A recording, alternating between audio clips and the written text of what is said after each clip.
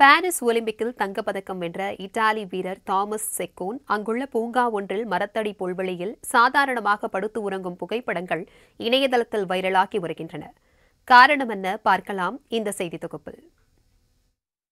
France தலைநகர் பாரிஸில் 33வது Olympic போட்டிகள் நடந்து வருகின்றன.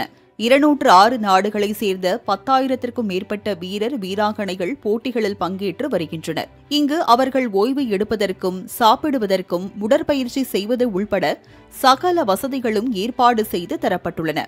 ஆனால் பிரான்ஸ் அரசும் ஒலிம்பிக் கமிட்டி நிர்வாகமும் என்ன நினைத்ததோ தெரியவில்லை, தங்கும் அறையை மிகவும் வித்தியாசமாக உருவாக்கி இருந்தது.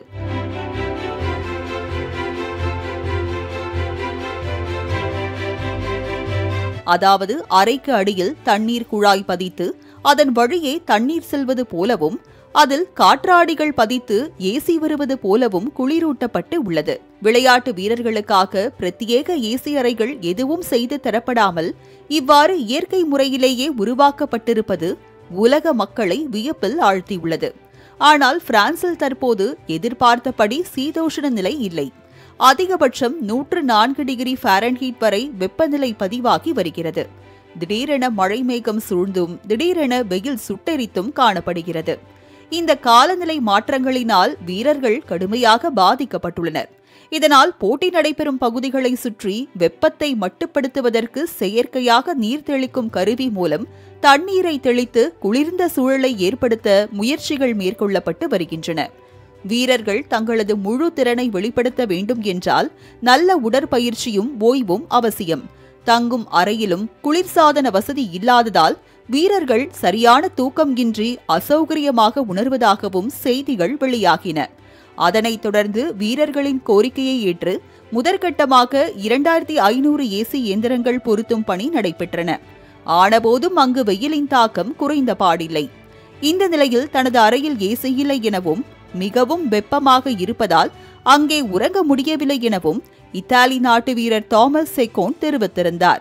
இத்தாலி சார்பில் தங்கப்பதக்கம் வென்ற இவர் ஓய்வு நேரத்தில் வெயிலில் இருந்து தப்பிக்க இயற்கை அன்னையின் மடியில் தலை சாய்வதைப் போல பூங்காவின் மரத்தடிக்கு தஞ்சமடைந்த புகைப்படங்கள் இணையத்தில் பரவி வருகிறது.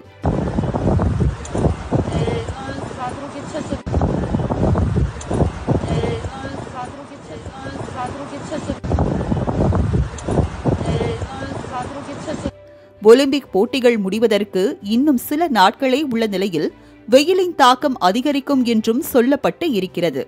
இந்த சில நாட்களில்தான் தடகள போட்டிகளும் நடக்கிறது.